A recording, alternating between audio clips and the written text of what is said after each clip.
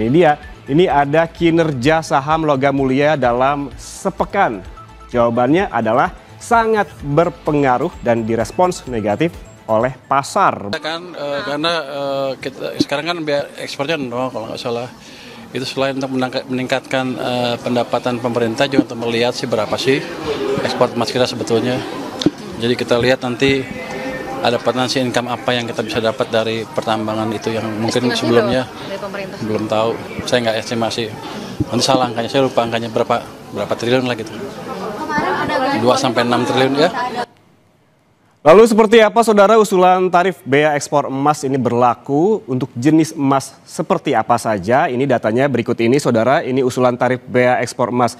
Di antaranya saudara ada jenis DOR atau yang berlaku dengan pajak keluar sebesar 12,5%. Ini jenis DOR ini yaitu emas tengah jadi dengan campuran mineral. Kemudian juga yang kedua ada granules. Ini pajaknya sebesar 12,5%. Granules ini adalah butiran emas hasil pemrosesan. Sementara yang ketiga ada cash bars.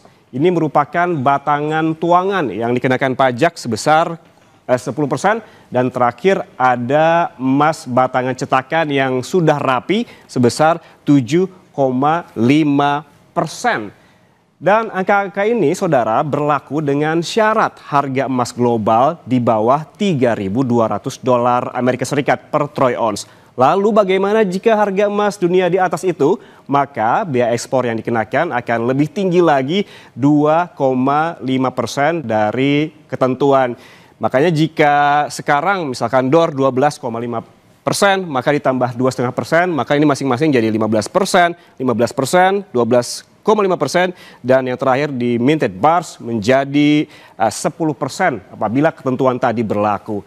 Lalu seberapa besar rancangan peraturan Menteri Keuangan ini berdampak ke saham-saham Logam Mulia di Bursa Efek Indonesia? Sejak diumumkan pada Senin pekan lalu, Kompas Bisnis menyajikan data berikut. Nah ini dia, ini ada kinerja saham Logam Mulia dalam sepekan. Jawabannya adalah sangat berpengaruh dan direspons negatif oleh pasar begitu. Terbukti sejak diumumkan Senin pekan lalu hingga penutupan bursa pada Jumat lalu, terpantau saham-saham dari perusahaan emas ini berguguran.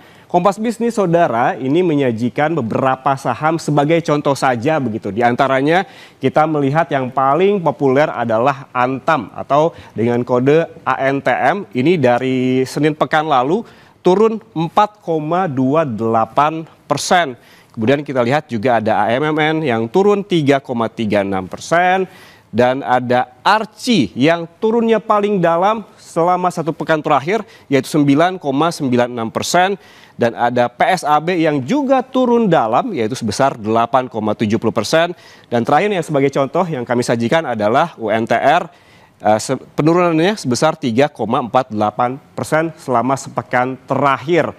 Dan saudara penurunan yang besar tampak pada Arci dan juga PSAB seperti saya sebutkan tadi yang masing-masing turun sebesar 9,96% dan 8,7%.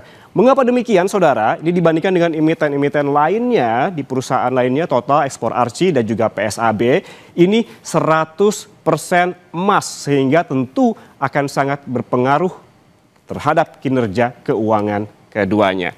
Dan saudara sebenarnya seberapa besar dan mengapa pasar begitu responsif dengan rencana bea ekspor emas ini? Kita akan bahas bagaimana dampaknya terhadap perusahaan yang bergerak dalam pertambangan dan juga pengolahan emas. Kompas Bisnis nanti akan membahasnya. Namun saudara apabila kita berbicara dengan kinerja dari perusahaan-perusahaan atau emiten yang berbisnis di bidang logam mulia ini, kita lihat juga bagaimana di responnya di Senin kemarin.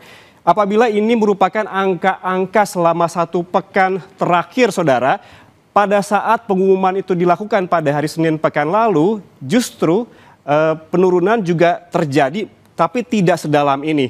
Namun hari demi hari begitu ya selama satu pekan bahkan di penutupan bursa kemarin penurunan ini terjadi semakin dalam bahkan terhadap emas Antam yang populer yang ekspornya tidak sampai 100% begitu. Dan AMMN juga yang ekspornya tidak sampai 100% juga terus turun hingga mencapai 3,36%.